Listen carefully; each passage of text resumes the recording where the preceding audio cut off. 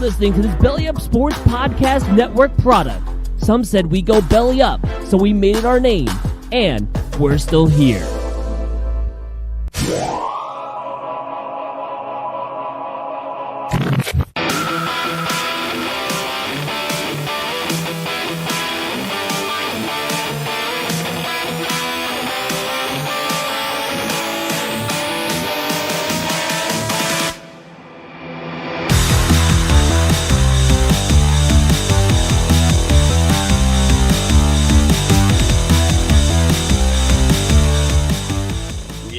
It's Wednesday, it's 9:40 at night, and it's time to party. I'm Nick, and with me, as always, is Anthony the Rook, TJ, who's hammered, and our intern stat guy, Sal. Welcome back. Party on, boys. Party on, Garth.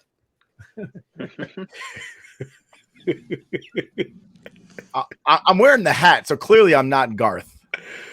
Whatever. You can't be Wayne. But I have the charisma. But I am.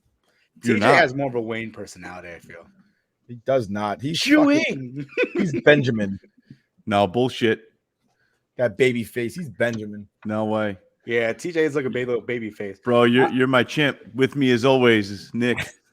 Oh, Jim to your Marlon Perkins. Son of a bitch. Yeah, I mean, TJ's shown up lately looking good. He's looking like he looks like he might be Sal's twin brother. Dude, baby face is on here now. Yeah, Sal's twin brother, Gal. Oh, God. That was awful. All right. All right. How you guys doing? Doing well? I know TJ's tired. Yeah. Fantastic. Because he's been running through my mind all day. Ooh. That never gets tiring. TJ, your lips do look extra red right now, though. When you did that, we were like Blushing. But yeah. You guys well. March Madness starts tomorrow, so I'm excited. Rutgers is playing right now, I think. Yeah, Rutgers is playing out. Sal's who's playing right now? School Spirit. Rutgers versus Notre Dame. It doesn't matter who's playing right now. It does matter. We just said actually it several times. I had an awesome weekend. I met a whole bunch of 90s people. They were all awesome. That is I have an pretty cool. awesome We picture actually just autographed. missed. We Dave just Coulier. recorded an awesome Gen Z moment. Oh yeah, that was a Dave bad. Dave Coulier with Mr. Woodchuck behind me. Sal goes, "Oh yeah, wasn't he in Back to the Future?" yeah, that was bad. That was a bad moment. those of you who don't know, that's Christopher Lloyd. He was on Full House. Dave Coulier was real nice. I distracted him. Talk about sports. I distracted him with I was wearing my Ranger hat. And I go to meet Dave Coulier. I said, "Mr. Coulier, it's nice to meet you." And he was just like, "Oh, got to talk about hockey now." And I was like, "You want to hear something funny?" I run a podcast with my buddies. And, obviously, Original Six game a couple weeks back, he's a big Red Wings fan. He skates with the Red Wings with their alumni. And, Rangers lost to the Red Wings 2 weeks ago. Yeah. And I'm talking to TJ about it. And Rook, you were there. You could vouch. And we're going back and forth. And I told Dave Coulier, I go, well, ultimately, my friend decided that we lost because he said, because fucking John C. McGinley and Dave Coulier are Red Wings fans. That's why we lost. So, and he was like, well, I'm glad I could contribute. Real sweetheart of a guy, though. I offered my condolences about Bob Saget. And it was cool that they were all wearing, it was Dave Coulier was there, Andrea Barber, Scott Wanger, and Candace Cameron Bure. Wow. Stamos wasn't there? Say again? No Stamos? Come on, Stamos has a job right now. True. Come on, man. He's on Disney Plus, man. If John Stamos was there, like, it was bad enough that Nick Carter and AJ McLean, Joey Fat One, was there. If John Stamos was there, I would have been one of those little girls screaming, "Oh my God, it's John Stamos!" All right. My favorite part of you going to that was when you took a picture, you and Danielle Fishel, and then you sent the picture of you and your girlfriend, and then you cropped out your girlfriend immediately and sent it to us. It's hilarious. There can be only one. Google Pixel is great, man. It's not cropping out. They call it I forgot what it's called right now, but yeah, I didn't crop her out. She just got You erased her. did a Thanos snap on her. She got snapped. That's She all. got snapped. She understands. Listen, I didn't even try to get. She has a huge crush on Andy Lawrence, and exactly Matt and Joey Lawrence's little brother. That one? I thought like Joey Lawrence and Matt Lawrence. Andy Yeah, Lawrence. Andy Lawrence. So she had a crush on Andy Lawrence. I didn't even try to get in the picture. I was like, no, babe, this is just for you. You and him can take a picture together. I took the picture. I'm not jealous. I told him, I was like, by the way, you're her hall pass. And he was like, so this is awkward. Did you hold her purse? No, she put it down on the table. All right. And then when you went to take a picture with Danielle Official, she was like, "Nah, I'm jumping in that bitch." She's like, Every time. And no, I told her I want her in the picture with me. No, Danielle Official was a sweetheart, though. Matter of fact, I brought up the whole inviting her to your wedding, and she's like, what's your Twitter name? And I'm like, oh, I got rid of that Twitter. She's like, oh, bummer. It was weird that she asked. I'm still not friending you on your new Twitter. She was trying to slide into my DMs, I think. Sure. All I know is Trina McGee's husband was there, but her husband was not. And neither was Candace Cameron Bure. I would have noticed. Yeah. I mean, how do you not notice a hockey player? Well, I noticed Trina McGee's husband because he's fucking semi from friggin' Employee of the Month. You don't miss a 6'3", like 300-pound man. Like, it's pretty obvious. Yeah. I just think that everybody else thought he was her bodyguard or something. I mean, technically. And I'm sitting there going, is that Marcelo Thedman? I'm pretty sure that's semi. I had to look it up, and I'm like, I think that's him. Really nice guy, though. He took a picture with us, too. It was crazy. Did you say semi? Question mark and like stare at him? No, I was like, I'm sorry. Is that Marcelo Thedman? She's like, that's my husband. I'm like, yeah, I got that. But is your husband Marcelo Thedman? She's like, he is. And I'm like, that's crazy. And I think I insulted her. So Trina McGee, if you ever happen to see this, I'm so sorry. I didn't mean to like fanboy over your husband and like blow you off. That was not my intent. I was there to see you. And then it was like a twofer. I was like, wait a second, what? And I got a picture with both of them. And I told her, I was like, you know what? I don't think of you as only Angela. I remember you from Daylight with Sylvester Stallone. And she's like, well, he was in it too. And I'm like, he was? I don't remember that. She's like, he was the bad guy. I'm like, I always felt like the water was the bad guy because you were right. Yeah, they had the title. and she's like, no. I'm like, is that? Oh my god, is that where you guys met? And she's like, that is where we met. I'm like, that was fucking 26 years ago. And it was wild.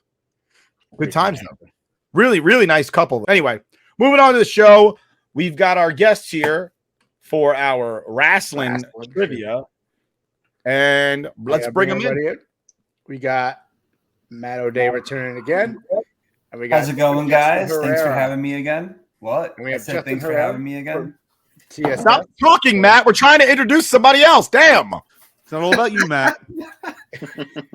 Matt, that's it. You're done. We're not going back. You're old news. Justin, thank you for joining the show.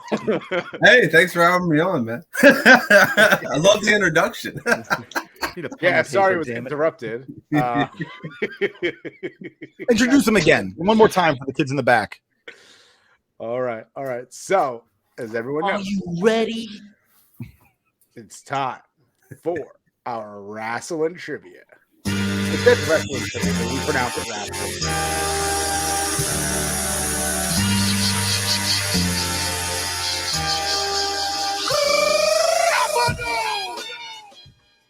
And we're back. We are back.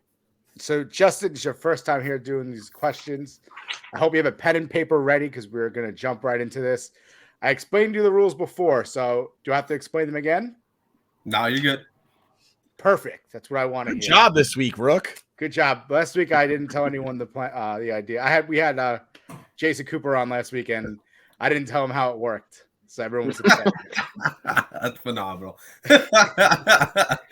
So I got my trusty cue card. So question number one. Everyone get ready with my parody WWF sign. Name this superstar. His career began in 1984 and signed the WWF in May of 1992. He won the Intercontinental Championship 4 times in his career. He left the WWF in 1996 and joined the WCW.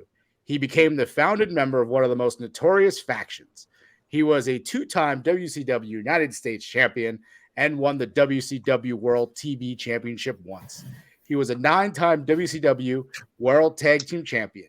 He left the WCW in February 2000 and returned to the WWF for a brief stint in 2002. He spent the rest of his career wrestling for ECW, New Japan Pro Wrestling, and TNA. Although he never won a world championship at a major promotion, he was nonetheless a 1-time world champion as he held the WWC Universal Heavyweight Championship. He was inducted into the Hall of Fame twice. Once as a singles competitor in 2014, and once again as a member of the faction that he founded in 2020. Name this superstar. Does it have to be his WWE name? It could be Whatever name you want. as long as it's right, you'll get it. You'll get credit for it. I'm locked in. Let's go. Sure, a lot of people were locked in because that was a long one, but it was necessary because it's well deserved. Is everyone ready? Let's go. Everyone's right down. Everyone's good. Yes. All right, let's go to our first guest. Let's go, Justin. What do you got?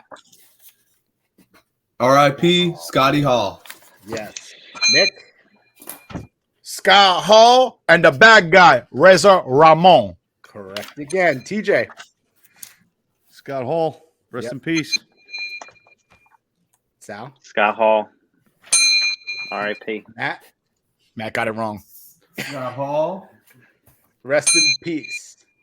Nice. That's awesome. Reza Ramon. So Chico. obviously, the reason why I did that was because rest in peace, Scott Hall. Unfortunately, we lost an absolute legend of the world wrestling world.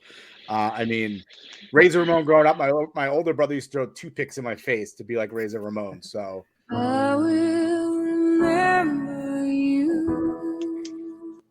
I felt like that was completely necessary. And because this is trivia, just be careful. You might have more Scott Hall questions coming up. Ooh. All right. Who was the first WWE European champion? All right, let's start with Matt this time. We'll go the other way. I have the British Bulldog. That is incorrect. Damn it. That I had the Oh, British Bulldog. is TJ. I don't went with know the British about that Bulldog one. as well. That's Buzz me, also sir. incorrect. Fact check. Yeah. Nick. The Heartbreak Kid, Shawn Michaels. Well, maybe I do need a fact check here. That's incorrect too. Yeah. Justin. Yeah, I had British too. I looked at it. It said Davy Boy Smith. Am I wrong? That is Oh, British that's Bulldog. Yeah, that's the Bulldog. British That's the Bulldog. British Bulldog. Oh, everyone's right except for Nick. Wow. Hey, can we get that strike noise again? You know what? Jesus. It was bound to happen being someone who doesn't know WWF that well, that I would get a question and get it wrong because I didn't know the person's actual name. His real name's actually not Davy Boy. But where does that come from then, Davey Boy Smith? It's his nicknames, like calling somebody Johnny when their name's John. But if it's the British Bulldog, why didn't the question have British Bulldog? His real name is David Smith. Oh, so if I had known that, I would have. Whatever, it's fine. But everybody always called him Davy Boy, like that was his real name. That's not his real name. His real name is David Smith. I thought it was. I thought Davy Boy was his nickname. I don't know. It is like Johnny. All right, number You'd be three. the guy to call John Mellencamp Cougar and you get punched in the face. All right, question number 3 here. This one I did check, and this is correct. I actually checked this one multiple times. So early in Kurt Angle's career, he held an undefeated streak. Who ended that streak, and how did it end? Ooh. It's a 2-pointer. Well, they're all 2-pointers, but all right. Let's start with TJ. I'm probably wrong, but I went Shane McMahon. And you have an answer for how he lost or no? I don't know. He got beaten up. Not wrong if you lose. It's true. He did lose, but that's not how he lost. Nick. I put Chris Jericho. He won by submission. Ooh, I'll give you partial credit. Justin. I'll tell you for which part. It was the submission machine Taz. He won by Taz mission sub. Yes, the human submission machine. Wow. Taz. Beat him. Sal, what do you got? I got Taz sub. Gotcha. Correct. Matt? Same thing. Taz, and he tapped out. Perfect. Damn it! I forgot about the illegal chokehold. So How Nick many gets points 1 am I point. So I crossed that out, right? Nick gets 1. Justin and Matt both get 2. You get 2 as well, and TJ gets 0. But at least TJ's on board this time because he got the Scott Hall. TJ is on the board. Oh, I'm he gonna got And the British Bulldog. Yeah, I got 2 of Settle them. down. I'm excited for TJ. Maybe he might have a comeback here. All right. This one is a video clip question. So everyone watch the Fancy. video. Come on out, you rapist! This is such a random clip. Who is he talking to? Oh, Oh, ridiculous. I just watched this. I just watched it. Oh, Can my you God. can you play the clip again? Could you just leave it on Oh, a God. One of these crazy moments in WWE that this even exists. Come on out, you rapist! Oh, Just laugh at that, guys. What's wrong with God. because I can't even believe it was on TV. All right. Everyone locked I'm in? locked in. Let's go. Everyone's good? No, hold on All one right. second. I'm locked in, but I'm not really sure on this one. Come on, you rapist. Mm. I don't even know this one. There was at least 15 WWE superstars that like looked up like, huh? And just so everyone knows, you can Jimmy Snooker came running from the back. All right. the answers are not Big Ben or Deshaun Watson, so do not put either of them. Come on out. Low blow. Allegedly. There you go. Allegedly.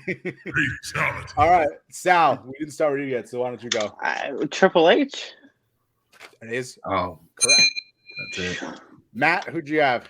I had the Undertaker. That's wrong. It's the one I was thinking of. Yeah, Justin, that was good. Yeah, I had the Undertaker too. TJ. When Triple H, was that when he married Stephanie? That's 100% when it was. Yep. Nick Triple got it right. H. Triple H. Look at TJ. TJ's I'm a little stepping up. ashamed of Matt right now because he and I have been watching wrestling together. Why would the Undertaker rape somebody? I was going back to the corporate ministry days. Yeah, that's what I thought of. When he kidnapped her. Yeah, Yeah. because he kind of Let's had the remember same that the look. Undertaker hung somebody in a Hell in a Cell. Yeah. Boss man. That is true. All right. He had it coming. So we got Final Jeopardy coming up. Well, Final Alright. Wrestling Jeopardy, I guess you could say. So everyone put up your points. You want a point update? Yes, We please. got- Yes, give everyone a point update. All right, I have 8. Nick has 7. Matt has 6. TJ has 4, and Justin has 6. All right. So guys, play it accordingly. How do you want to get this win? Gonna risk it all? You go all in? All in. Yeah, That's all all in. in. Let's Wait go. a second. How much are each of All these in. worth? They're each worth 2 points each. So I think you So I actually should have 6. which ones you get wrong? I got the Taz one wrong. Right. So you should have 6 points. Oh, all right, it's my bad. All right. Dude, I worked hard for those 6 points. Yeah, this is the Sorry, first time TJ. he's gotten up that high. TJ's crushing it this week. Yeah, he really is. All right. So this one's for all the marbles. So I said before, because we are honoring Scott Hall this week, it is a Scott Hall related question. So Scott Hall final televised appearance before heading to the WCW happened in 1996 at In Your House 7. Good friends, better enemies. Who was his opponent? All right. Let's go with the defending champion, Sal. Kevin Nash. That is incorrect, Sal. Oh, Did you put all your man. points up? All my points up. Ooh. Sal could be dethroned unless everyone gets it wrong. All right, let's go over to another former champion, Nick Velasquez. Let's go. I put Triple H ? Also incorrect. How many points you wager? All. Yeah, I TJ think might everyone- walk I think away with everyone it all on in, this right? one. Everyone went all in? No, I did Yeah. 1 point, Yeah. baby. I played the Oh, fucking wow. long game. Who'd you put? Who'd you put? I put Ted DiBiase. That's wrong. All right. But that's still good. I still got It's only 5 1 points. point. Matt, who do you got? I put Jeff Jarrett. Wrong. Damn. Justin. HBK. That is also incorrect. Wow, no one got this question right. And it looks I like have we a- got ourselves a new winner, TJ. The answer was Gold Dust. Ah. Gold New dust? champion. Wow. TJ. This is unbelievable. Look at that. Sudden turn of events. I was minus 1,000. I plus 1,000 going into this. Betters are going wild. Yeah. Wow. Brooks just took a bath because TJ won. All right. Great questions. Great That questions. was a good Wow, question. Yeah, that was a Good good job, one. good job to the question Super impressed. master. Yes. Super impressed. Super impressed. So for wrestling trivia, that's I think that's everything. So Justin, we appreciate you taking time out of your day and joining us here. I know you are. We have your there's your Twitter handle there, SemTexMex93. Yes, sir. Everyone follow him. He's also on TSS Fantasy. But tell us a little bit about what you do at TSS, and I think you also do Dynasty Fantasy for Belly Up Sports as well. Yeah. So thank you first off for having me on. This was a lot of fun. I'd love to come back. It brings back old memories, man. I love the childhood fucking attitude era stuff. That's why I grew up on. But anyways, yeah, I'm with TSS now, doing co-hosting over there with Commissioner Cooper, Flanders, and the Jester. I also do a show on Sunday. It's a Dynasty show. It's a Belly Up Fantasy Live. And then I also do my own independent show. It's called Dynasty Brews on Thursdays at 9:30. And you can catch us on Belly Up Live at 9 a.m. on Saturdays. Thank you again, guys, for having me on. Well, thank you for coming out. You helped us out of a bind. As we can see, MLB lockout has finally ended. Thank Sal, God. we're actually, because we have a really big show to get through. We're just gonna put you in the background because we have a lot of All stuff right. to look up. Very we're gonna need you to condescending look today, stuff Rook up. is. No, Nick? What's that? What did you His say? head. It's getting Right. to his head. It is. Is my head slowly getting bigger? All right, Sal, we need you in the background. We appreciate your help again. But we'll bring you back later on. All right. All right. All right, boys. So MLB lockout finally ends, which sucked for us because it ended after we got off the air, pretty much. And then our show aired on Saturday. We looked like idiots Yep. fighting over the lockout. So here's a time to celebrate, rejoice that baseball's back, even though it's a sour taste in all of our mouths because of the fighting between owners and players. But what do you guys? I mean, how do you guys feeling right now with the lockout ending? I don't know. I'm I'm not not optimistic optimistic about the they wasted. Yankees. They wasted how much of our time? 99 days.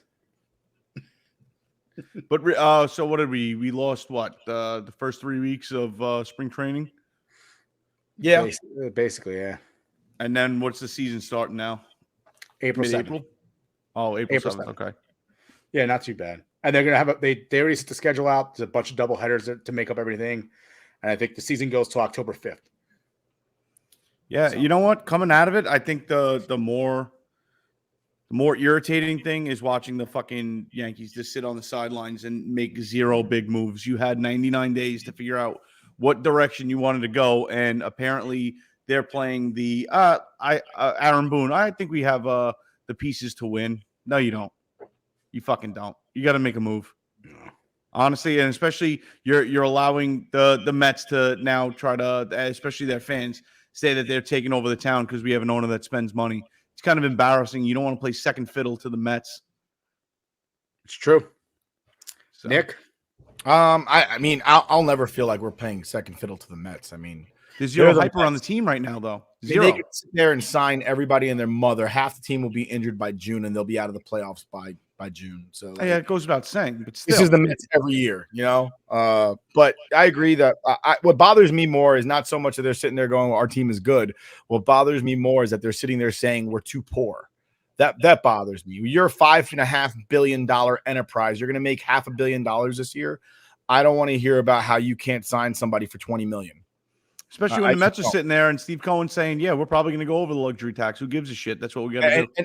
And that's and I saw somebody say something about that today. They were like, "Well, we got to save that money to sign Judge." I'm like, "We don't have to sign it. Save money for who? Who are we saving this money for?" The Yankees are the most profitable team in baseball, and they invest the least amount of money into their organization of all the teams. Like the Yankees have been slightly underneath the luxury tax for the last 10 or slightly above it for the last 10 years. Okay, but they've made more money every single year. So what's the difference between now and a little bit over 10 years ago? Well, George Steinbrenner died. That's the difference. His son is a disgrace to his father. I mean, his father was a competitor. His father wanted to win because it was important to him. Absolutely. And his son just wants to make money. He couldn't give a shit less about winning.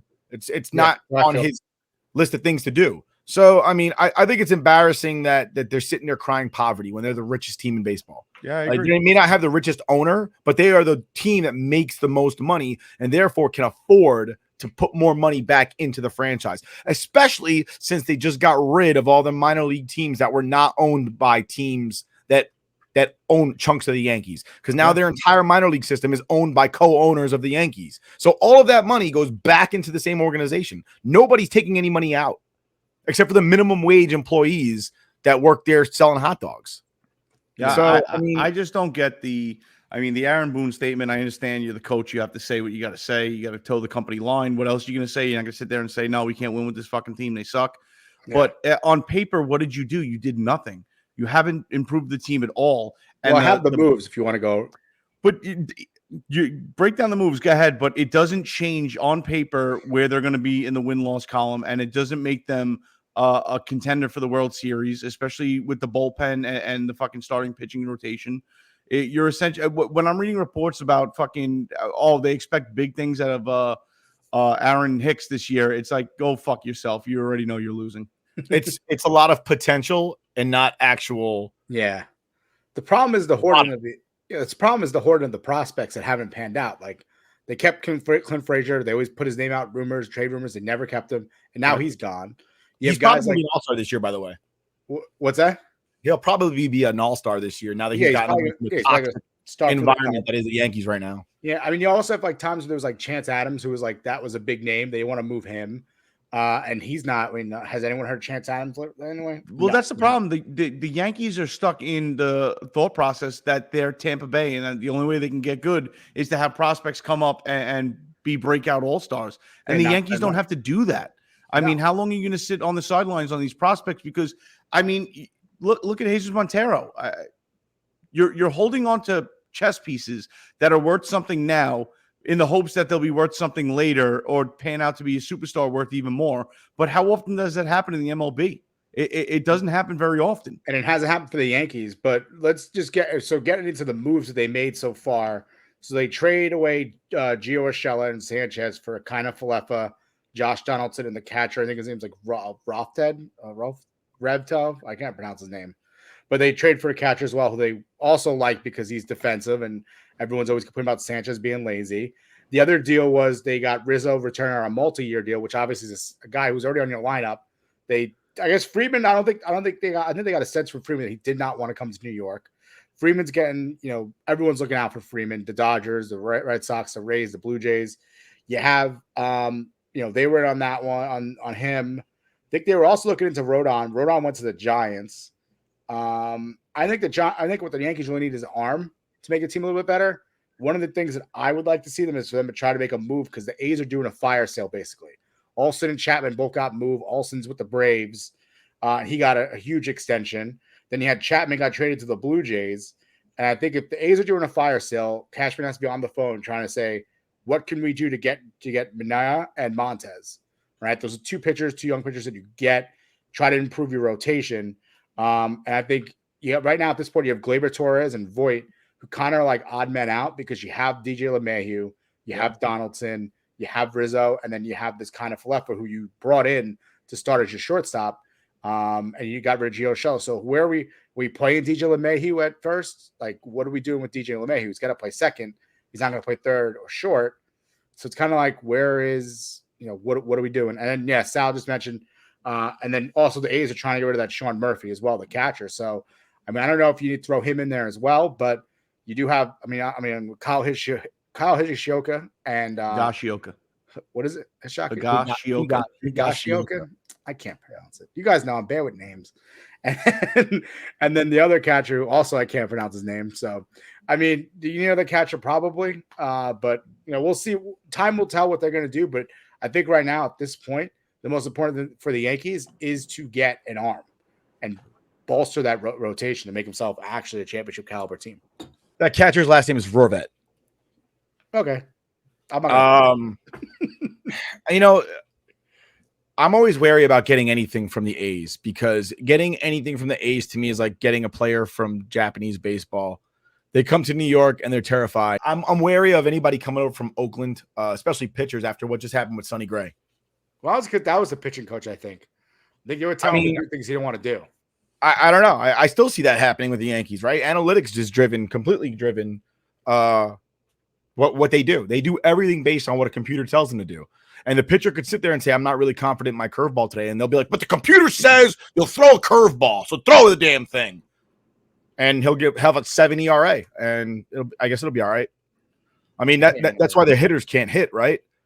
I mean, I just saw a video the other day with Josh Donaldson where he said, if your coach ever tells you to hit down on the ball, tell him to go take a walk because that's how you hit ground balls. He grounded into like the third most double plays last year. All right. Albert Pujols and Gary Sheffield both said swing down on the ball. It creates backspin, and that's how you hit line drives, right? Albert Pujols has over 3,000 hits. Josh Donaldson does not. I'm going to take Albert Pujols' word over Josh Donaldson, who was like number 2 or 3 in the league hitting into ground balls, like hitting into double plays, which was a problem that we had last year. And lo and behold, we just picked up a $26 million a season ground into double play because we didn't ground into enough double plays last year. So we had to add another guy. Dude, the game has gotten away from that. Look at the hitters of old. Dude, look at Tony Gwynn. Tony Gwynn used I believe a 33.5-inch bat. 28. Is that he used a 28-inch bat? It was crazy. Him and Rod Carew used really short bats because you can control it better. Yeah, dude. And now it's just, hey, get a 34, 35, or 36 out there, swing as hard as you can, and swing up on the ball. And if you pop out fucking 7 out of 10 times, who gives a shit? What the Yankees need to do is the Yankees need to be the Yankees, all right? And need to flex the fact that they are the richest team in baseball. You know? That's why I like the Rizzo signing, because I think Rizzo is one of those guys who does make contacts. He's a great get the ball in play. Right. He's a great gamer. He's a good baseball player. I have no problem with the Rizzo signing. And I think the backlash on the Rizzo signing is not the fact that we spent the money on Rizzo. It's the fact that that's our move. That's what you're going to sit there and say. I think that's what it is. It's that the Yankees could have made a splash, and instead of jumping out of the water like fucking Jaws, it was like that video of the midget falling in. It's like bloop, like that's what it sounded like. And I'm not saying that that Anthony Rizzo is not a good ball player. I like Anthony Rizzo as a ball player a lot. I don't like him better than Freddie Freeman. And this concept that Freddie doesn't want to play in New York, that's bullshit. Because if that was the case, then Boston wouldn't be in on it still. Tampa Bay wouldn't be in on it still. What happened was the Yankees weren't willing to offer Freddie what Freddie wanted. And if George was still I think he wants like 7 or 8 years, right? Whatever the fuck he wants. Listen, I don't want to hear they could give him 30 years and pay him forever. They can afford it. Yeah, of course they can. This whole concept that they have, like last year, Gardner should have been cut by the All-Star break. He should have been cut. But bargain basement squeezing dimes Hal was like, I'm not paying a guy to stay at home. No. But they'll make A-Rod retire in August. Right. Oh, yeah. They'll make A-Rod retire in August with no send-off whatsoever. But, we can't cut Brett Gardner for $2 million. That's crazy. Yeah, but we'll bring him back this year. You know, so that's my problem with the whole thing. I'm sorry. Dude, seriously, if they bring him back as like, he's a piece, he'll be playing off the bench, blah, blah, blah, blah, blah. I guarantee you that motherfucker starts like 95 games this season. 100%. Yeah. We'll go to NFL free agency now. So we have a lot of moves to talk about.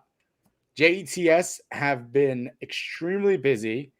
Joe Douglas, is he quite possibly one of the best GMs the Jets ever had? Joe Douglas? People. What do you get, Blake Cash? GM, you are my ambassador of Quan, man. I love Joe Douglas. I'm proud to wear. Look at this shit. I'm proud to wear Jet shit like in the off season. Once the regular season starts, I take it off little by little. It's like in Major League when they start winning games and they start stripping the owner. That's how I am in the regular season in football. As we get closer to like week 4, I'm not wearing any Jets gear anymore because we're already out of the playoffs. Yeah. So we'll get to Jets yet, but let me just do a couple moves around the league. The Watson train rumors are still going on. They're going to make a move for him. He's meeting with the Saints, Panthers, the Browns, and the Seahawks. Steelers signed Trubisky. Cooper was traded to the Browns for basically nothing. I think it was a 5th and a 6th round. Khalil Mack and J.C. Jackson both go into the Chargers, improving their defense, which I think helps out with Justin Herbert. I think the offense is okay there. They needed help in defense, so that's definitely an improvement for the Chargers. We have Chandler Jones to the Raiders, and then the Raiders went ahead and then traded Yannick Ngakoue. Did I get that one correct, Nick? Ngakoue, yes. I got it right, finally. Yep. He's traded to the Colts. Julio Jones got released today. And then Von Miller, this is a big one. 6 years, $120 million for a 32-year-old linebacker to the Buffalo Bills. I think that one's kind of nuts. And I think that's pretty much the big deals before we get to like the Jets and Giants and Jags. But so far with those moves, I mean, what do you guys think of? Just go real quick, like a big, like which one of the? Oh, also Wilson was traded to the Broncos. I think we covered that last week. So out of these big moves, what do we think about? You know, the landscape of the NFL. Has any of these moves changed the landscape yet? So yeah. One, if you're a fan, never buy anybody's jersey ever. No, Ever. Just get custom made jerseys. Like that's not a Revis. That is not a Revis jersey. Jabberjaw. You never buy a jersey ever because they will be there for about 5 minutes and poof, they're gone. And then now they have the number changes too. They do number changes every week now. Yeah, right. So that's even worse. I'll tell you how they change the landscape. The landscape changes very simply. It changed so much. Tom Brady came out of retirement. Tom Brady looked at the NFC. Tom Brady looked at the NFC, said, is anyone home? And it was just Aaron Rodgers. And he's like, fuck it. We're running it back because I can win this motherfucker. There's only one dude and he sucks in the playoffs. I mean, that's not true. There's not one dude. And I went over it earlier today. I don't remember what I said earlier today, but I said something today to the effect of there's only like 3 dudes in the NFC that you really have to worry about running a table on you in the playoffs. Yeah, but it's still the same point because you have Tom Brady sitting there like, you know what? Fuck it. One more year. Why not? Let's get another one. You can't be sitting there looking at that like Tom Brady, like, oh, you know, I don't like our chances this year. How are you not looking at that lineup and that and not thinking that, we're taking this to the bowl? Yeah. Today we were chatting today, and I tweeted. I said the NFC is wide open as far as quarterbacks and competition is concerned. You've got Brady, Rodgers, Stafford, right? Those guys are proven playoff commodities. Stafford more recently having just won the Super Bowl. Yeah. And then you've got Dak, who's a question mark because he takes off running with 16 seconds left in a game. Kyler Murray, which just completely imploded on the playoffs and blamed his entire franchise. And then Kirk Cousins, who I'm sorry, just doesn't blow wind up my skirt. I have zero faith, confidence, or trust in Kirk Cousins. But he just robbed the shit out of the Vikings. He did. He just always robs them. And he robbed from them. I couldn't tell you. Stat guy Sal, find out how much money the Kirk Cousins has robbed from the Vikings. But then you look at the AFC, and the AFC has somewhere between they have 6 guaranteed very, very high level starters at quarterback. Yeah. And then potentially another 4. With the teams that are getting stronger, the Jets, the Jags to an extent. Well, I'm saying as far as quarterbacks are concerned. No, I know. I'm joking. It just the landscape, and then Derek Carr is kind of on the cusp. Yeah, he's on the cusp too. I agree. You know, so I mean, the AFC is a very tough conference to play in. Did you guys catch? Not only for Brady to come back, but to Sean to go to the NFC. And that's what popped that entire conversation over was where does Deshaun go? And we said probably the NFC because it's just easier at this point. Did you guys catch during the players when they broke the Tom Brady news? Trevor Lawrence was actually there, and they were like, "Oh, for a minute he was the best quarterback in Florida," but and then they just showed him standing there watching. I was like, "Oh man, they just did him so dirty." Some free agents that are still out there that I'm surprised about are Tyrann Mathieu. Yeah, he's still out there. They're still the Honey Badger's still out there. Chandler Jones, I don't believe he signed with anybody just yet. No, I just mentioned it before. He won with the Raiders. Oh, did he?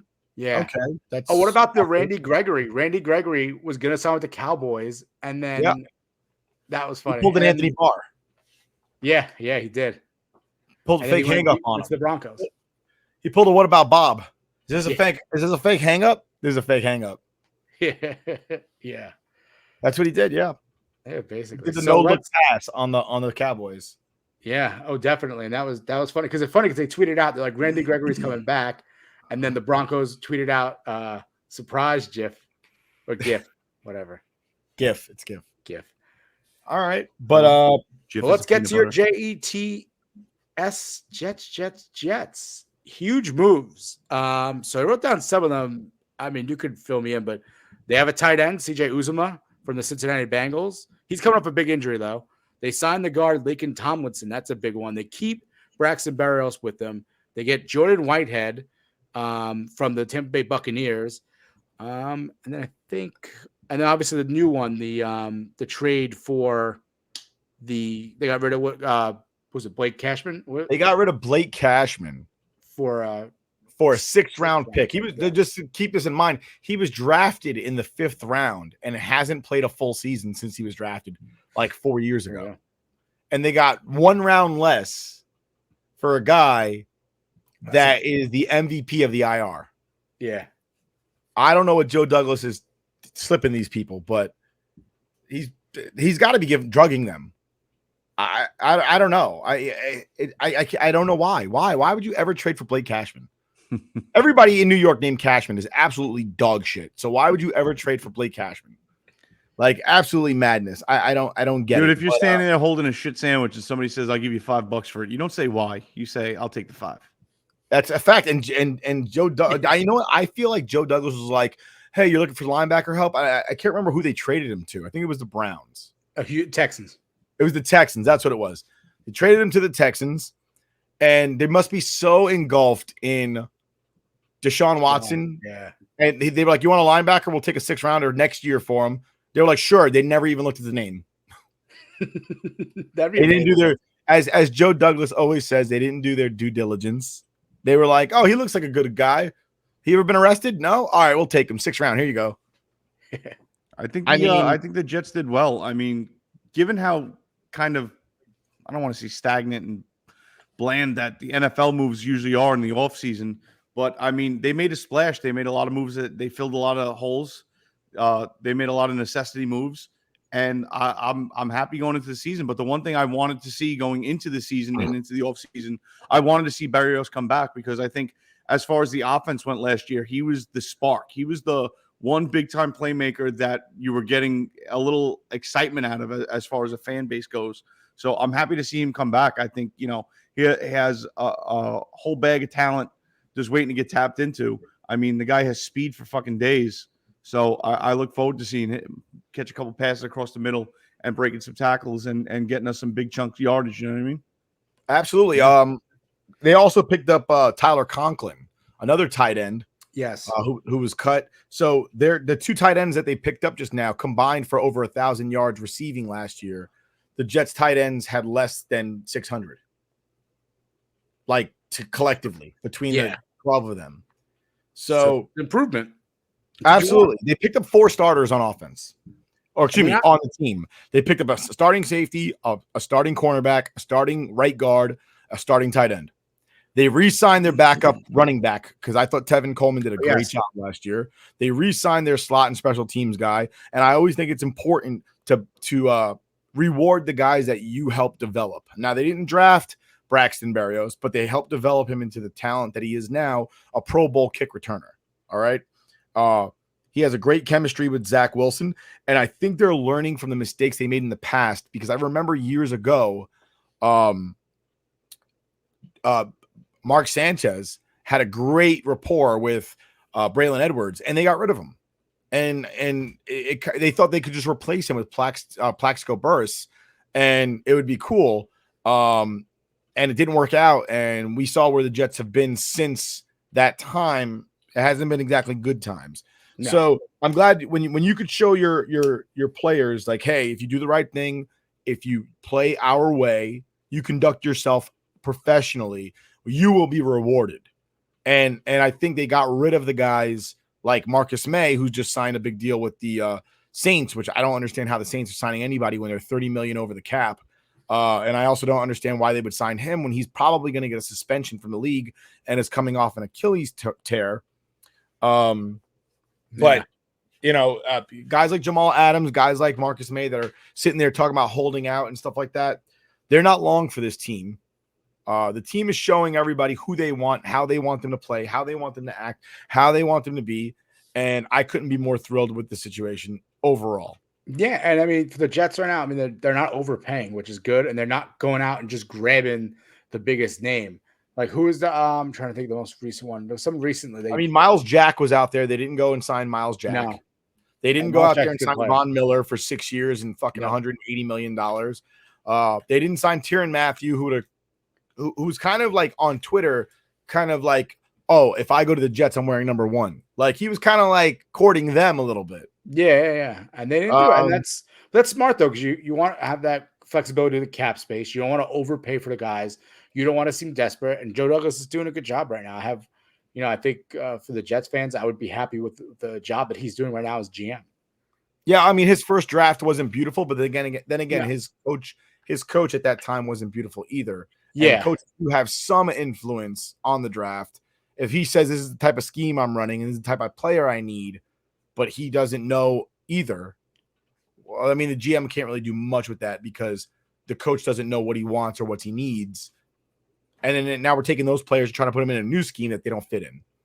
And I mean, this draft is huge for him because he has the 2 top 10 picks there that he got from the one he got from He has Seattle. 4 picks in the top 100. Yeah, so it's going to be big. You got to hit on these for the Jets. This is a big year for Joe Douglas to prove his worth as the GM. And so far, I think in free agency, he's doing a really good job. So we hope. I mean, for Jet fans, I'm sure you guys are hoping that he continues to prove himself here. Absolutely. But moving on, we'll do briefly the Jags. I don't want to spend too much time on it. Only reason I'm talking about them is because they gave Christian Kirk $84 million for 4 years, which is $21 million. Christian Kirk, I'm not saying he's a terrible wide receiver. He's good enough, but is he good enough for $84 million? And I think that is resounding no. It's a lot of money to give for a guy who's never caught over 1,000 yards receiving. I mean, you had Allen Robinson, who used to be a Jag. I mean, maybe he didn't want to come back there, but I would expect if you're going to spend $84 million for a wide receiver for 4 years, I'm expecting you to go after one of the high guys. So, like, one of the guys who are worth that much money, like the possible free agencies. I mean, Devontae Adams, I think he got slapped with the franchise tag. He did, and he said he's not signing it. And he's not signing it. So, I mean, Devontae Adams, $84 million 4 years, he probably wouldn't even take that. But, like, if Christian Kirk is getting $84 million, what the hell kind of contract are we going to see from Devontae Adams, who is well worth over $84 million for 4 years? So it's with that signing, it just set the market for wide receivers like up here for anyone who's trying to sign a wide receiver now, because they're going to say, look what that guy got. And maybe it was a premium because they are Jacksonville and nobody really wants to go to the Jags. We've seen players leave there because they're unhappy with the organization. You have Leonard Fournette left and he thrived in Tampa. You have Yannick Ngakoue. He hated being in there either. He left. Jalen Ramsey left and he won a Super Bowl. So, I mean, it's probably the organization. It's probably a little premium, but I mean, it is what it is. They also signed Brandon Scherf, who is the guard. Scherf. I pronounced it wrong. I knew it. And then obviously we said before they cut Miles Jack, which is like it's to save money.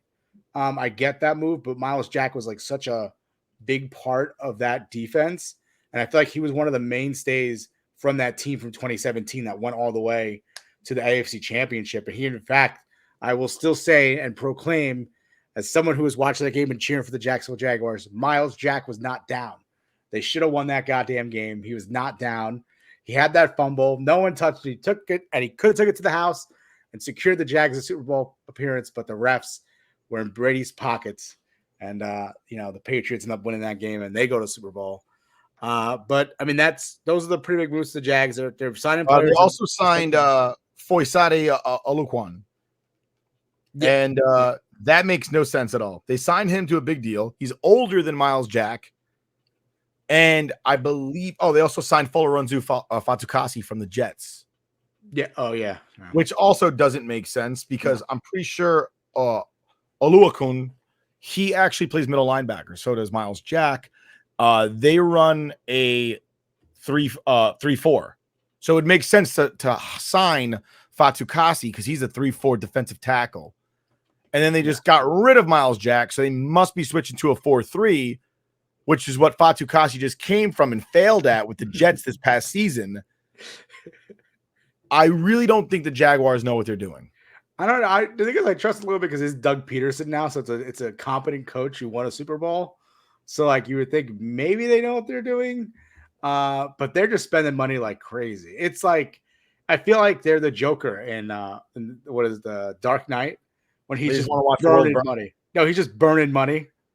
Like that's the Jags are doing. They're burning it on the wrong team, on the wrong things. Like get some scheme fit guys, get somebody. I'm not saying shop in the basement. I'm not saying that at all. Yeah. What I am saying though is like You just signed a defensive tackle that can't play in a 4-3, and it seems like you're switching to the 4-3 because you just got rid of your other inside linebacker. So you had two great inside linebackers for a 3-4, and then you just got rid of one. Yeah, I don't get that.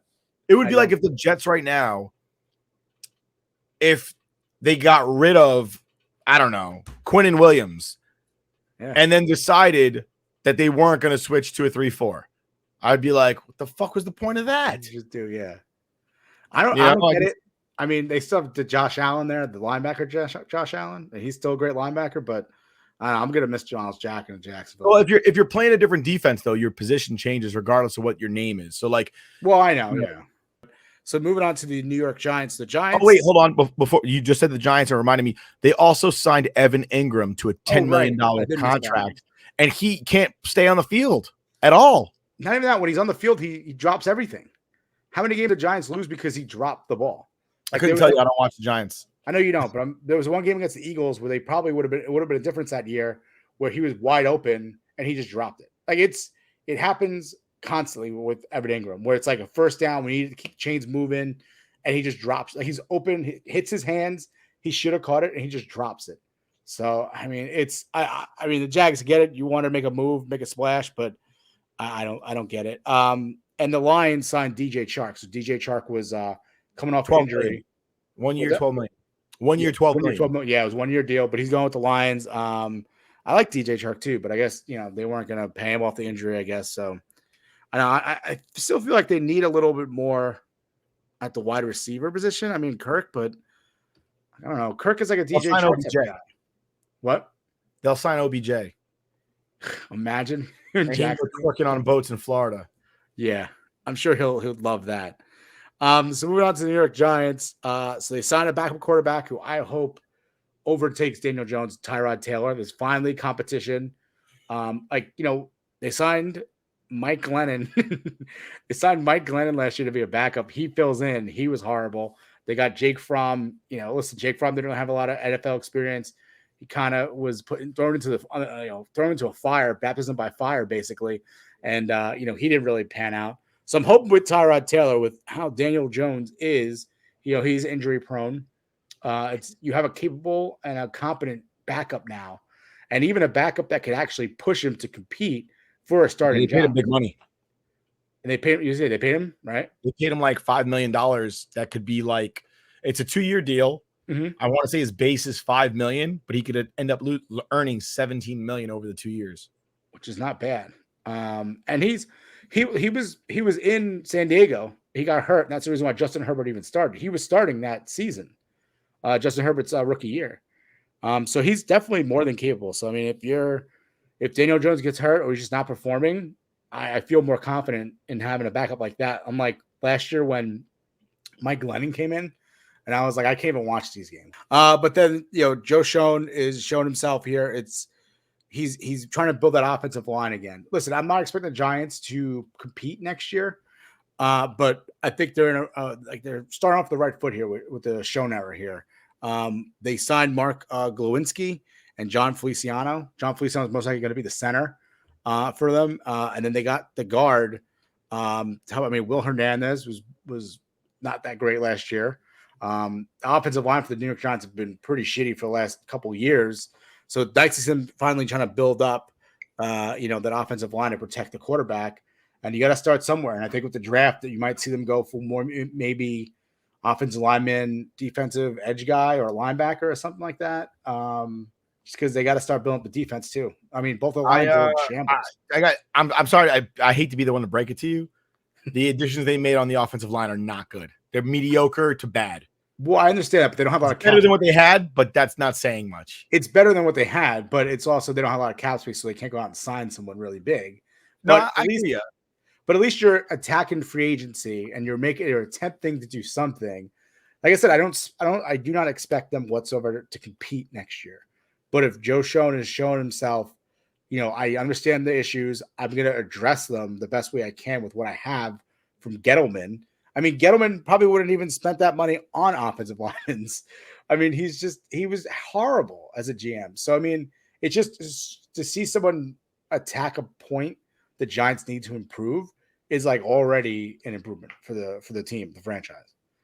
So it's frustrating. But and then also they signed the tight end Ricky Seals Jones. Thanks, Sal. So moving on though, we're gonna go on to that's pretty much it for NFL free agents. I don't think I have anything else. But Julio Jones got cut. He's available. yeah, I mentioned that earlier, right before. So he's up for sale. And OBJ's still out there. OBJ still out there, and Allen Robinson, obviously, And Allen Robinson is also still out there. So, but TJ's back. So, you guys want to talk a little New York Rangers hockey? Absolutely. Who doesn't? Yeah. When do I not want to talk about the Rangers? All right, then I'm gonna let you guys talk about Rangers while you'll get something to drink. Bye, So Rook. we won last night overtime. Adam Fox, Artemi Panarin pulling it down, pulling Georgiev out of his 7th loss in a row. It would have been. Yeah. Trade deadline looming. Lots of conversations. I keep hearing what's his face's name. He was scratched tonight from the team that we played against. Not tonight, yesterday. It escapes me at the moment, but excuse me. Seems we're out of the Miller. Yeah. Well, I don't think we were ever really in it. It's not Miller time. No, it was too much. They were asking for too much. It wasn't worth the juice wasn't worth the squeeze, as they say. Yeah, I'm not saying that he wouldn't be worth it with a better package for the Rangers, but to give up what they wanted, it was a little ridiculous. I don't think he would have made that big of an impact on the team going into the postseason. No, to give up the future. So I don't either. I mean, we picked up Frank Vetrano. I mean, not an impressive year or down year. I think he has 19 points, 10 goals this season. We gave away a 4th round pick, of which we have 2 going into this year because we have one from I believe the Jets. We have their 4th round pick as well as our own. So we gave up a 4th round pick. We added a piece. Didn't cost us really anything. Cap hit isn't too severe. So I mean, it's not an impactful trade, but I think that you never know. You get a spark from new guy, new team, new location. You never know. You get a little excitement, but he got dished off from the Panthers, who it seems like they're making room for a bigger move. That is yet to be seen. I don't know what they're aiming for, but the Panthers are flying through right now. They're at the top of their division. I believe they have, I want to say 81 points right now. I could be wrong. So the Panthers are making they have 88 points. 88. Sorry, the Rangers have 81. So they're making moves. I think the biggest thing this week is the 2 guys on the trading block getting injured. What's his name? Chicharon and who's the other one? Smith. Both of them getting injured. Both of them on the IR, and both of them are on the trading block. So, I mean, I don't know what that does. I heard that the Rangers are out on Chicharon. Yeah, I don't know what their plan is. I don't know how much space they want to give up, how much of a cap hit they want to take on. But I think if any year is a year to make a move, I think this year is it. I mean, if they really think they're missing that one last piece, making a Glenn Anderson type move, I don't think they would take on a Claude Giroux contract. I don't think they have the room for Claude Giroux. I would like to see Max Domi come over here. I think that's a little bit of a spark. And honestly, I wasn't sold on it earlier in the year, but as time goes on, you know what? I don't think it would hurt to take a rider on Phil Kessel. I think that veteran presence might actually help the team out a little bit. I saw Kane today get thrown out there, and I was like, yeah, no. Yeah. Hard pass for me. Yeah, we don't need a rapist on the team. But Raquel was the alleged the name from the Ducks that they were talking about. Okay. He got scratched last night, and they were saying, "Oh, is he getting scratched in a potential trade?" Right. Obviously that didn't happen, but there's things going on. Things might happen. Things are exciting, and we'll see what happens. Moving forward with the Rangers. I think the Rangers need to go back on a little run because right now they're kind of trading win for loss. They're kind of a little back and forth. They're getting away from the intensity. I want to say. I mean, I don't see a full 60 minutes of just hard pressed hockey. I feel like they're getting stuck in mistakes that are turning into bigger mistakes that are putting them down, and they're playing on their heels, which is exactly what the Rangers don't want to do. I think they're pressing. Yeah, They're absolutely. doing the whole quicksand dance where they don't want to make too many mistakes. Yeah. Don't be too cautious, but don't be reckless either. And they're getting caught in between trying to be too cautious. So, Listen, we're in a good spot. We're in second right behind the Hurricanes, but we're also tied right now in second with the Penguins. So, I mean, it's a stacked, Eastern Conference, and a lot of teams are making that push. And I mean, I'm a diehard Rangers fan, but I always like when the Florida Panthers are in the mix. You know what I mean? I like when those teams that aren't hockey market teams come out, and they play well. And you think. Yeah. Usually, lately it's been Tampa Bay a lot, Florida a lot, Carolina a lot, over the last 15, 20 years. Sacramento, been a lot of that lately. But upcoming games, get the Islanders tomorrow. Talk about teams in the basement. We got the Islanders tomorrow. The Tampa Bay Lightning, which is the Rangers South, on Saturday. And then Carolina on Sunday. Back-to-back against the Lightning and Carolina, which I just feel is unfair. You know what, though? If you come away with 2 wins there, you're not going to feel like it's unfair. And I think those are the games that you win and you press on through the end of the season and you build off of, and you get some momentum going. So, if you lose, it sucks. Well, that's the thing. You gotta at least split against those 2 teams. At the very least, you have to split, because you take 2 losses right there. That's going to be a big downturn for the team. I don't have a problem with the back-to-back games. I have a problem with the back-to-back on consecutive days. Yeah. It's Saturday, Sunday. That's like, and we're going from 8 p.m. to a 6 p.m. So you don't even get a full 24 hours to get back into it. But you know what? For hockey, that doesn't always hurt. You know what I mean? It's especially if you have some momentum going from that last game, you tie it right in. I feel like hockey players bounce back pretty quick. I think they have to bounce back pretty quick. I think they don't have a choice. But if you can get momentum going from the first game going into the next day, I don't see that as a problem. I think, especially the way the schedule was so far this year with the huge gaps in between, you know what? Maybe a little back-to-back action, lights the fire again. The only killer for me is that back-to-back action means 1 game Shesterkin, 1 game Georgiev, and I think those 2 games Shesterkin plays both. I don't think I don't think you're not fucking around now, especially those 2 teams, which you are going to fucking see in the playoffs. Well, you'll probably see one of them. I don't think you see both. The way the bracket works out. But I'm saying the potential is there to see one of them. They're both going to be there. That's shitty if you see both of them. Yeah, well, I'm just saying they're both going to be there. So, yeah, absolutely. I think that's all I've got for hockey, unless you got something else to throw down. No, that's really it. I mean, the trade deadline is looming, man. A couple days away, and I don't know. I feel like we're not going to make that move. I feel like we're not going to make anything else. But I think we need to. I think adding one more piece could definitely help this team. What I want to happen is I want Kakko to come back and play the hockey we know he can. Yeah, absolutely. And I want him to be the piece. That comes back. It's not that the Rangers are. It's not that the Rangers are lacking. They're definitely not lacking.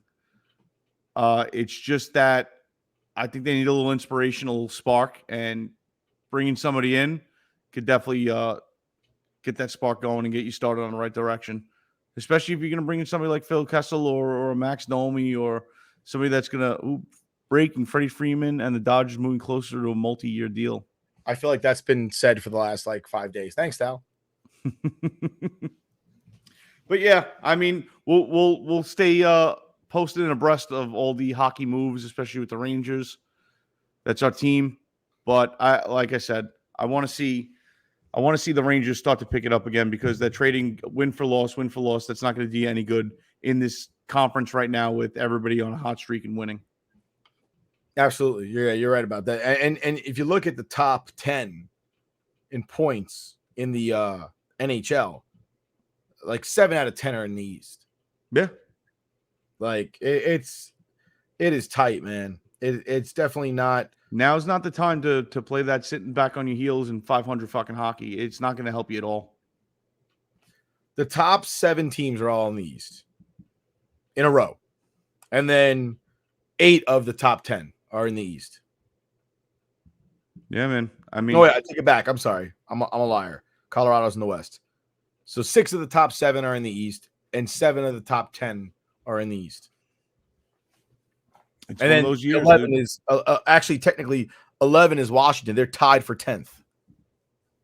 So it's nuts. It's nuts out there, and it's tight. And geez, got to play. Honestly, I think you got to play better hockey. 100%. But there's not that big of a difference between where the Rangers are right now and Washington. It would be easy for the Rangers to fucking go on a little bit of a skid and Washington to creep right back in and win 8, 9 in a row. Yep, absolutely right. That's the way the game goes.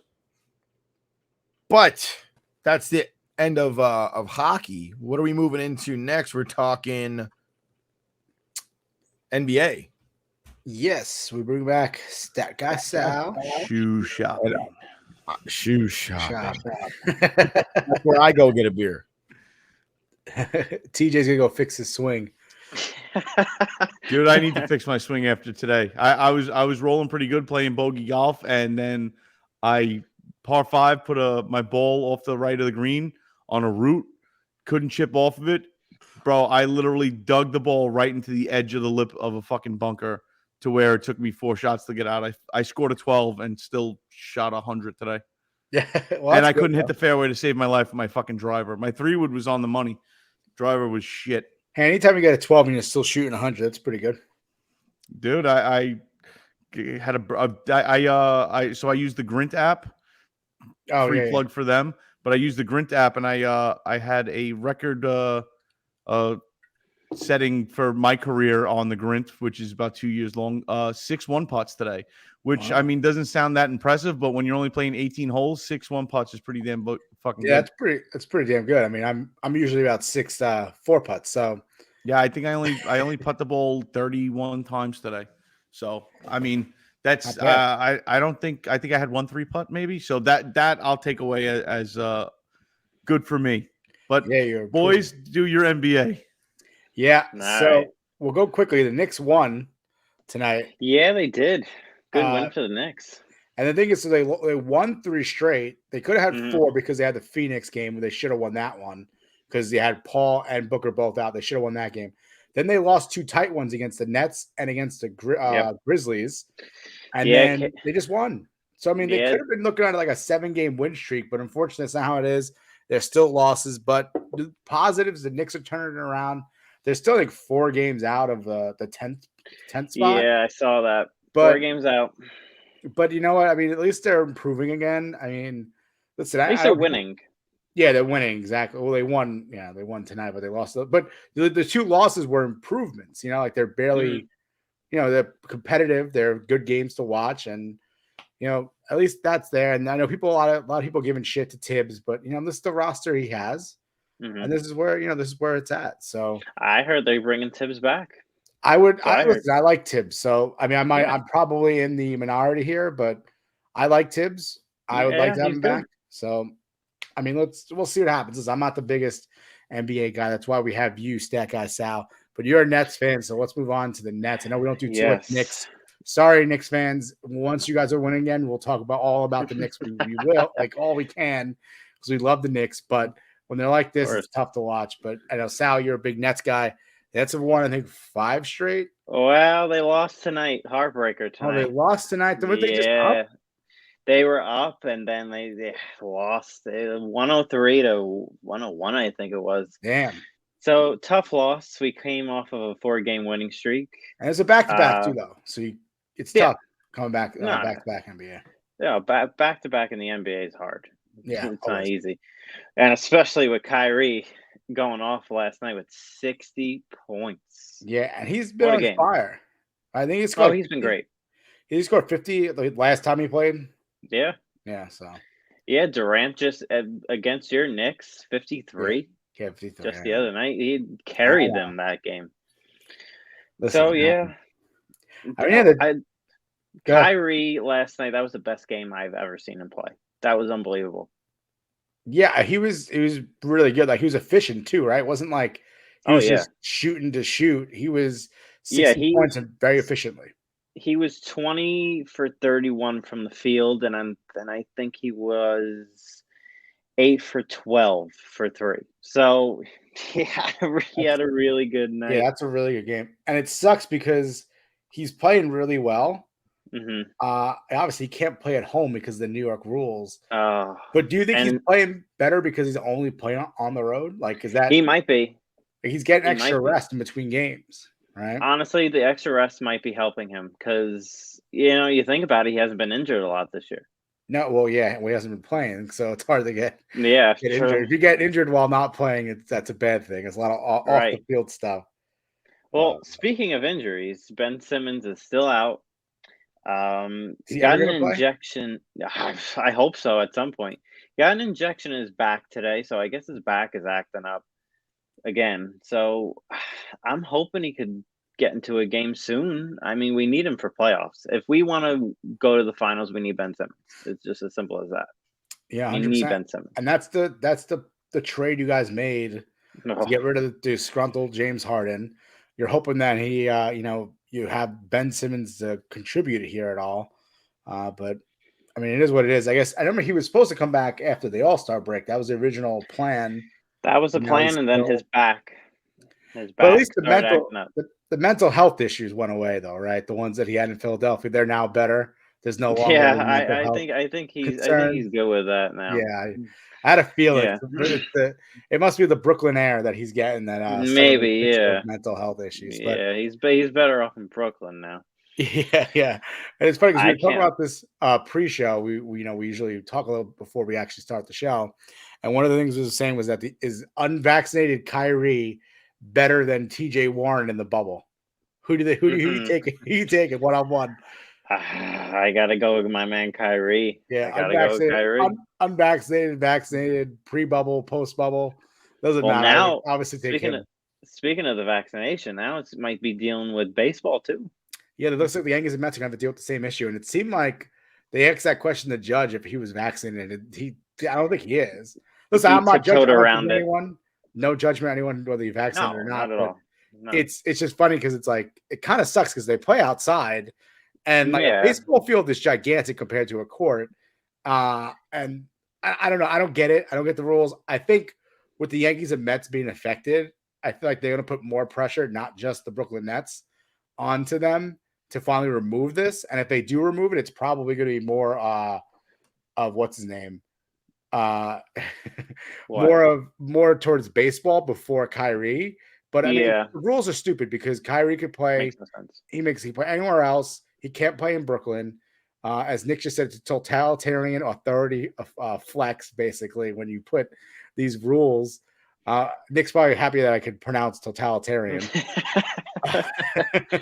But it is ridiculous. I mean, it's you have a visitor player. I'm not saying there has happened or anything, but if a visitor player, if he was on a different team, he could play in Brooklyn and he could play in the Garden.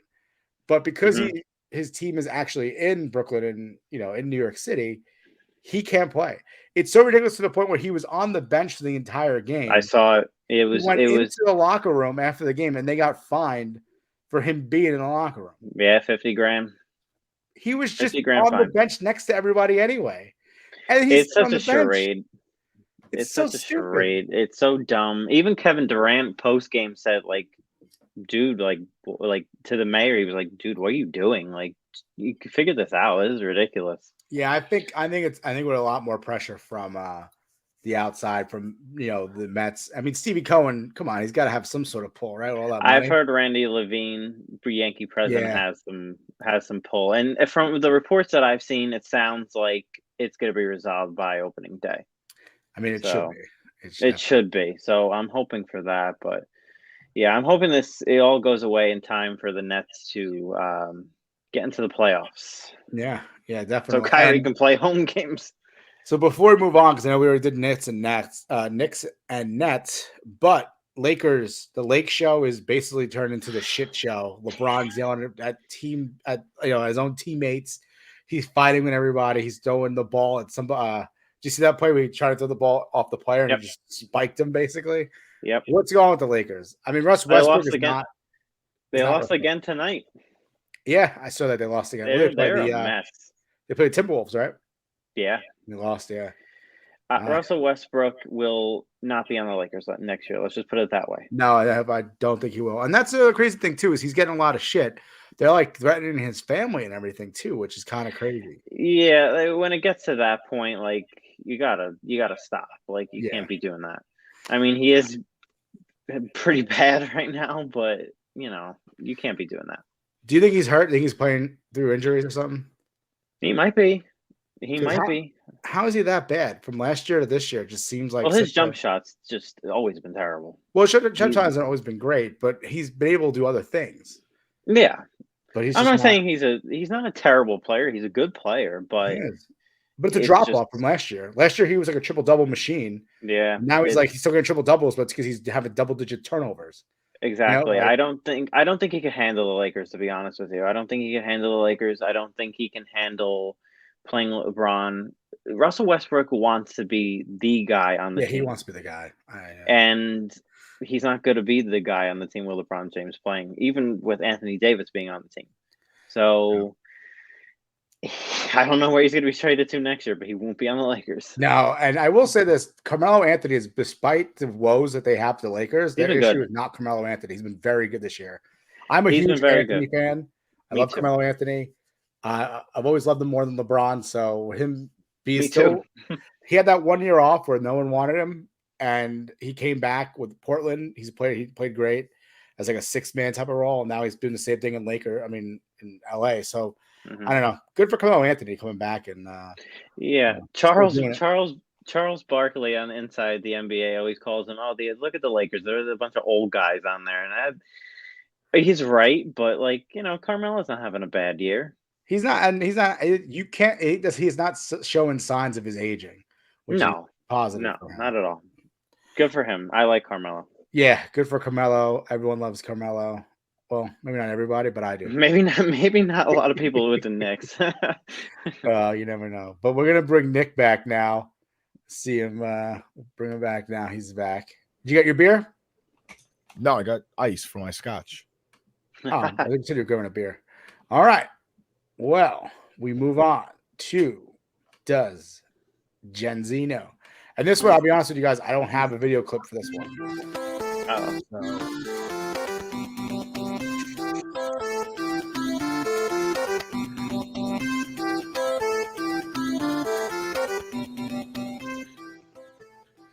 So we're back. Does Gen Z know? The TikTok sensation.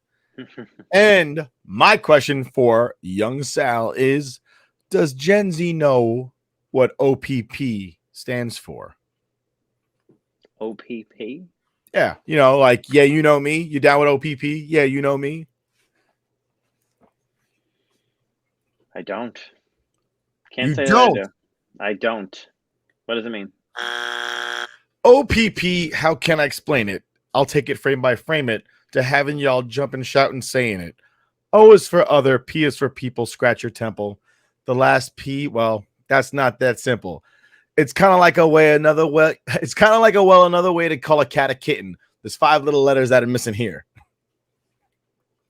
Does that answer it for you? Yeah, it is. What is that from? It's just wow. That is awful. Hold on. You don't know where that's from. No, I have no idea. You finished that. He goes, that was like a little rap that you just did. Yeah, that's what I said. I was like, that's a little rap you just did. That is awful. Should I know this? Never heard this song? Joe Sikoa would be furious. This is how he opens his show.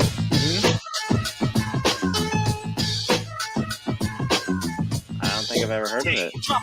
You've never heard this? No. Who Hold on. This is Naughty by Nature. I don't.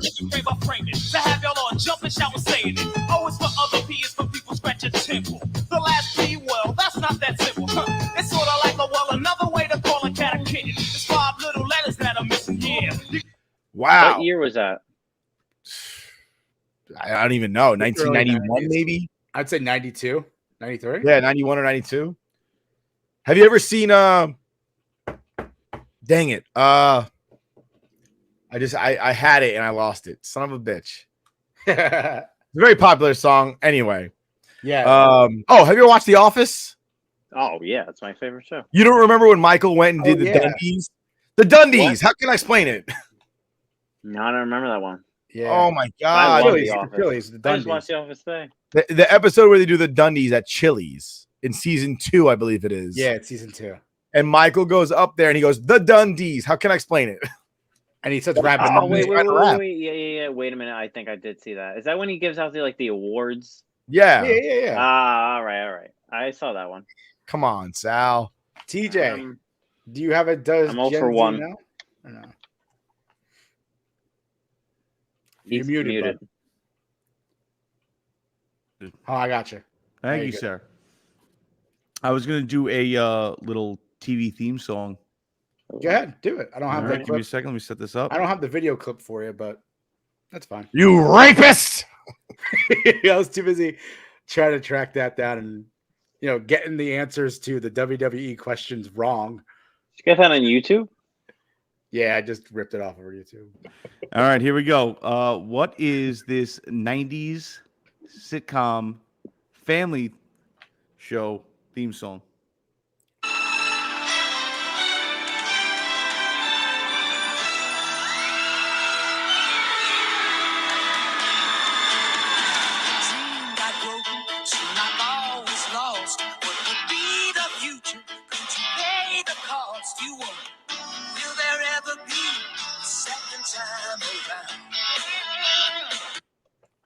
I think that's enough.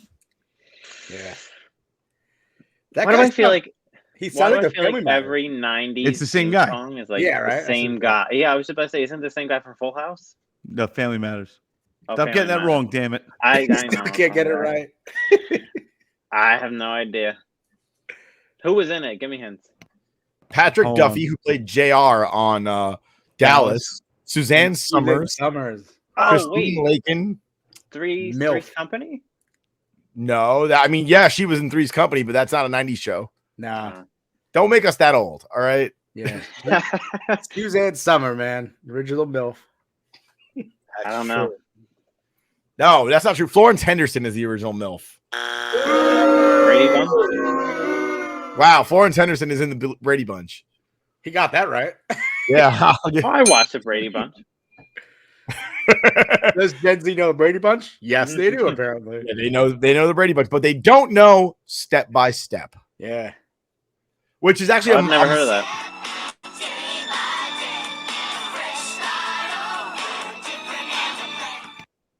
And ironically enough, Step by Step is essentially the Brady Bunch in the 90s. Yeah. Right? Mother and father are widows or whatever it is, and widowers, and they get married with their 3 kids. And The I only believe, difference was that the mother had a daughter and the father had a daughter, Yeah, as opposed to them all having the same gender kids. it was Or the kind mother of had like a Brady son Bunch. and the father had a daughter. You're right. It actually really was like the Brady Bunch. Now you think It was about exactly like except took place in Wisconsin. Yeah, Was yeah, Brady yeah. Bunch? Brady Bunch was the 80s, right? 70s? 70s. Oh wow, that far back. Oh. It might have been. Yeah. All right, last question I for don't know. Does Gen Z Know? What 90s sitcom stars real life brothers that come from a comedic family who own a newsstand while their tacky father owns the restaurant next door? This is a good one. It's tough. Dude, should we They were also brothers. They're real life brothers, and their Real life whole brothers. family are all comedians. Huge family of comedians. Yeah, They're all huge great. family, and they're all famous. To include like We- nephews and cousins. I mean, we could also give him a little theme music. Give them a little theme music. It's a Tribe give Called me some Quest. theme music. Wait, are you doing the original theme music or the changed theme music? The intro when they slap the camera. Oh yeah, do it. I love Yeah. it. Give me 1 second. That's great. Because that's the same throughout that intro. I still can't believe he didn't know what OPP was. I haven't. I've never even heard that song. Damn Ed. Sorry, guys. Oh, unbelievable. You I got it. Here it comes. We're brothers. We're happy and we're singing and we're colored.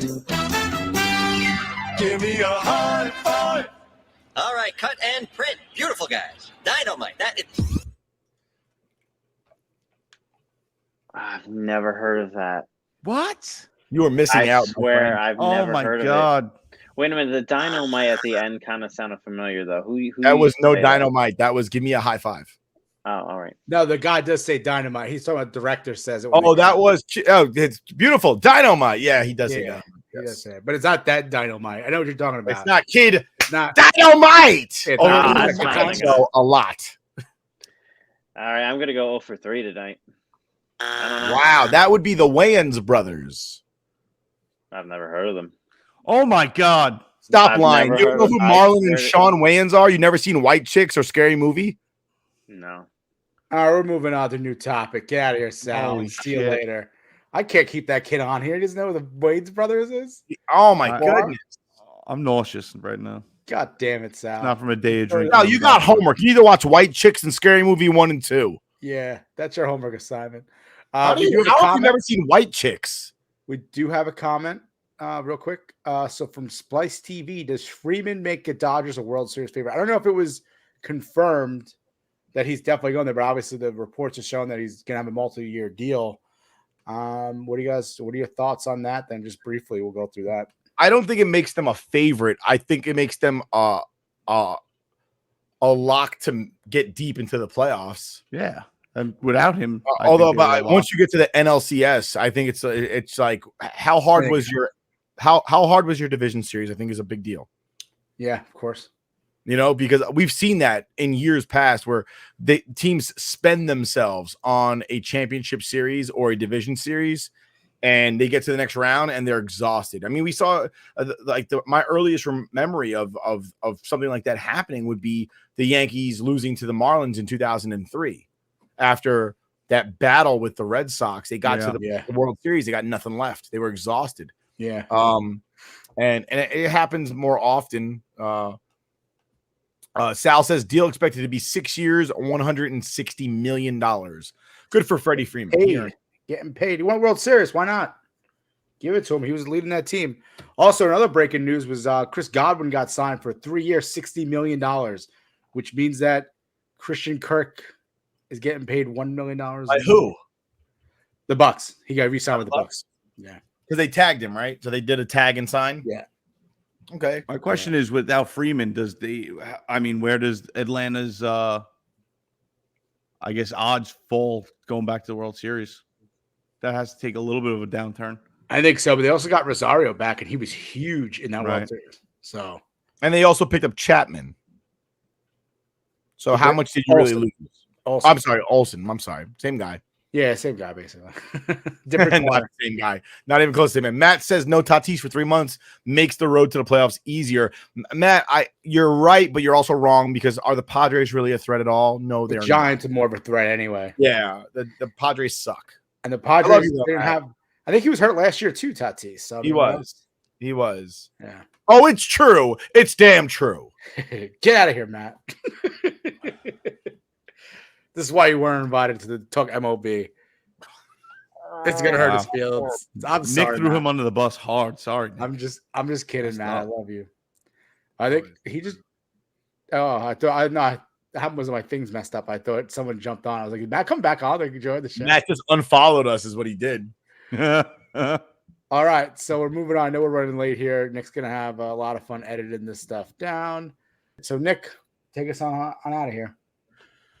So thank you so much for spending this time with us. It was a little long tonight, but I feel like there's a lot of extra happiness built into it. RIP Scott Hall. Because when you're NWO for life. We'll catch you again next week. Thanks. Stay rock.